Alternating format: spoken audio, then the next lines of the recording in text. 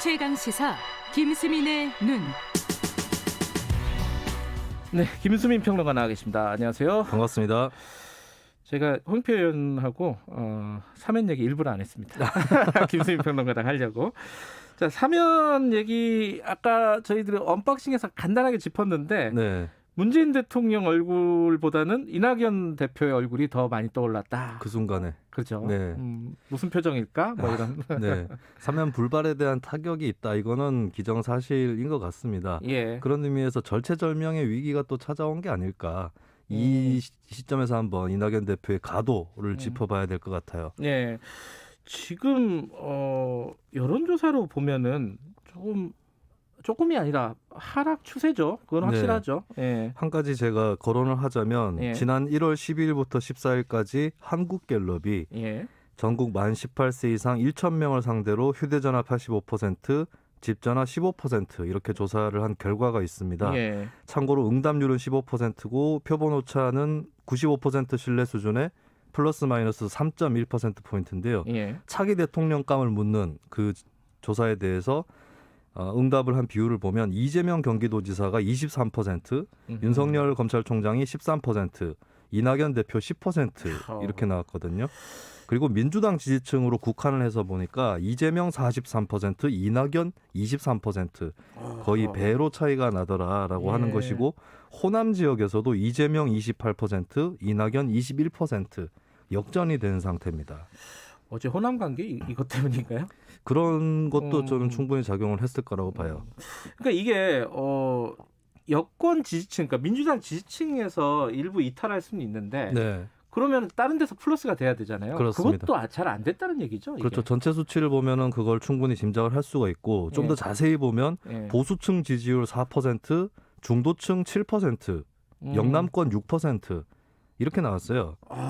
이게 진짜 적네요. 그렇습니다. 그러니까 최근 여론조사에서 사면 찬성 여론도 만만치 않게 높다라는 게 드러나긴 했었거든요. 네. 그런데도 그 여론이 이낙연 대표한테 옮겨붙지 않았다라고 하는 것이고 아마 이 이유는 이낙연 대표가 예전에는 중도층 지지율도 높고 보수층에서의 거부감도 낮은 편이었습니다. 그렇죠. 근데 지금은 집권 여당의 대표다 보니까 그런 효과도 좀 떨어지지 않았을까. 그러니까 산토끼 전략이 여의치 않은 이런 상황에서 또 집토끼까지 떠나버리는 이런 이중적인 고충에 처하게 된 거죠.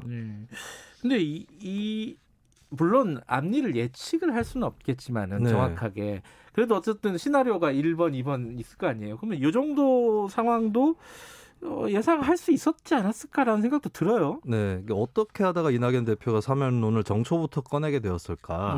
이거를 좀 짚어볼 필요는 있겠는데 얼마 전에 주말에 이낙연 대표하고 양정철 전 민주연구원 원장이 만났었다.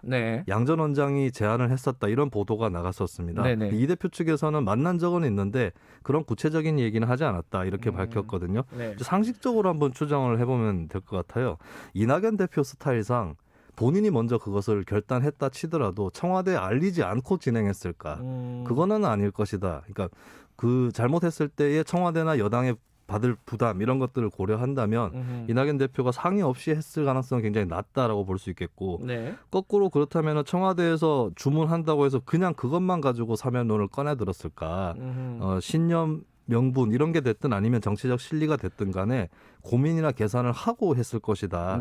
그러니까 청와대가 사면론을 꺼냈다가 거두어 들일 가능성을 계산을 하지 않고 청와대 뜻만 믿고 했다. 이럴 가능성은 거의 없다고 보여져요. 그렇다면은 이게 이낙연 대표가 아까 말씀하신 새해 정초부터 꺼낸 어떤 효과는 뭐였을까요? 이게 사면론에 대해서 찬반 여론도 분분한 데다가 이낙연 대표가 크게 효과를 못 거두고 있지만 사실은 옳고 그름을 떠나서 꽤 큰 승부수였다. 그래요? 라고 보여집니다. 그러니까 뭐 낚시라든지 이런 수렵의 비유를 하자면 뭐 작살에다가 지지층을 깨는 것도 아니고 중도층에 낚시줄을 던져가지고 낚는 것도 아니고 완전히 그물을 크게 펼쳐가지고 반대쪽까지 뻗치겠다라고 하는 그러니까 예전에 안희정 전 충남지사의 대연정 같은 그런 승부수였던 건데 아마 이런 점을 노렸을 수는 있을 것 같아요. 아까 제가 말씀드렸던 여론조사에도 보면 차기 대선 주자를 놓고 의견을 유보한 사람이 41%입니다.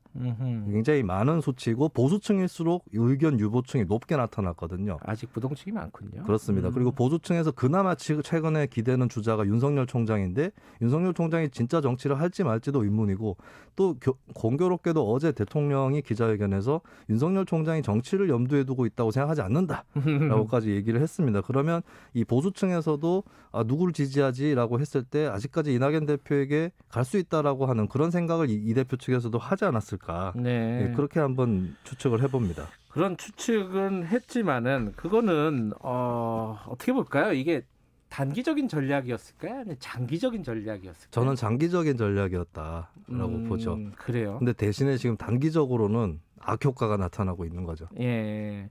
이게 지금 힘들다는 거잖아요. 어쨌든 간에. 네. 그죠? 근데 다만 저는 한 가지 거둔 건 있다. 네. 청와대의 신임은 두텁게 받을 수 있지 않을까. 네, 그런 것이 좀 생각이 납니다. 왜냐하면 어제 대통령 또 사면 얘기를 하면서 딱 잘라서 이거는 진짜 할 수 없는 일이다 이렇게 얘기를 한 게 아니라 네. 본인도 고민을 깊게 하고 있다라고 하는 뉘앙스였었거든요. 예. 그렇다면 그런 고민을 헤아리고 이 대표가 나섰다라고 청와대에서 판단을 할 수 있는 네. 그런 부분이 있는 것이고 또 공교롭게 어제 또 대통령이 언급한 것 중에 이익공유제에 관련된 내용이 있었거든요. 네. 몇 가지 부연을 하긴 했는데 그게 이낙연 대표가 제안했던 거랑 내용이 완전히 같습니다. 네, 맞아요. 어떻게 보면은 긴급 재난지원금에 대한 태도하고는 좀 다르다. 그러니까 정책적으로 봤을 때 이재명 지사보다는 이낙연 대표 쪽이 기자회견을 좀 더 내용을 반길만한 내용이었다라고 볼 수도 있는 거거든요. 네. 그렇다면 이번을 계기로 해서 청와대 쪽하고의 파트너십은 더 강해지지 않았을까? 그런 것도 전망을 해봅니다. 아까 그 홍익표 민주연구원장 네네. 보니까 그 이익공유제에 대해서 설계를 지금 하고 있다는 거고요. 그죠? 네. 그건 적극적으로 아마 진행이 될 것 같아요. 대통령 말도 있고. 자, 근데 지금 상황에서 이제 양강 구도에서 이낙연 대표가 조금 하락 상황인데 네. 민주당에서 새로운 어떤 다른 주자, 예컨대 뭐 김동연, 뭐 다른 주자가 네. 이렇게 다시 이렇게 딱 올라갈 가능성은 없나요? 다른 주자라고 했을 때 결국 정세균 총리밖에 없는 것 같거든요. 그래요? 예, 추미애 장관 같은 경우는 검찰 갈등을 겹치면서 너무 비호감도가 올라가서 근데 정세균 총리도 활주로가 짧고 좁다. 그럼 사고 나는데. 짧은 거는 시간이 그렇게 넉넉치 않은 게 있고 좁은 예. 거는 이낙연 대표랑 정 총리랑 이미지라든지 정치 스타일이 너무 겹쳐요. 예, 그런 부분에서 이 대표가 확실히 주저앉아야 기회가 올까 말까 할 텐데 그럴 겨를이 있을까라는 것이고 그리고 마지막으로 이낙연 대표의 믿을 만한 곳은 호남입니다. 예. 호남 입장에서는 우리 지역 출신 대통령이 나온다라는 기대를 좀 접은 지 몇 년 됐는데 네. 이낙연이라는 예상치 못했던 주자가 뜬 것인데 이것을 그냥 놓칠 것이냐라고 했을 때 호남이 얼마나 버텨줄까 이것이 이제 이낙연 대표의 보루가 아닐까. 김경수 지사는 본인이 이제 불출마 선언을 대선에 도전하지 않겠다고 얘기를 했기 때문에. 선언했었죠. 네. 알겠습니다. 여기까지 듣죠. 고맙습니다. 예, 감사합니다. 김수민의 눈이었습니다. 김경래 최강시사 2분 여기까지 하고요. 잠시 후 3부에서는 추적 20분이 아니라 추적 한 30분 해야겠네요. 네, 이재용 부회장 재판 좀 따져보겠습니다. 일부 지역국에서는 해당 지역 방송 보내드립니다.